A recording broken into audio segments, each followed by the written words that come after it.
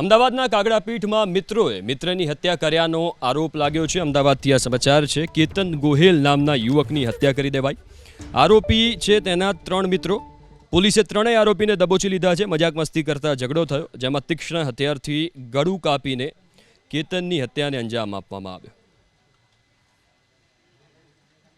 પ્રાથમિક તપાસ હાથ ધરતા જાણવા મળેલું કે આ કામમાં મરણ જનાર કેતન ઉર્ફે મોદી જગદીશભાઈ ગોહિલ, જેઓની ઉંમર 38 છે, જેઓ ધંધો મજૂરીનો કરે છે અને ધનજીની ચાલી કાગડાપીઠ વિસ્તારમાં રહે છે, તેઓની કોઈ અજાણ્યા ઈસમોએ હત્યા કરી લીધેલ હતી।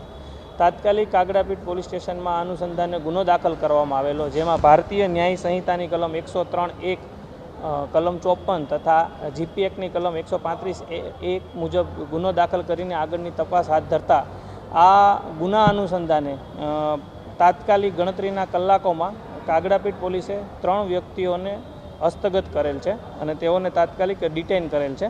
જે 3 વ્યક્તિઓના નામ છે જયેશ ઉર્ફે જેકો રમેશભાઈ ઝાલા, તેઓ પઠાણની ચાલીમાં રહે છે।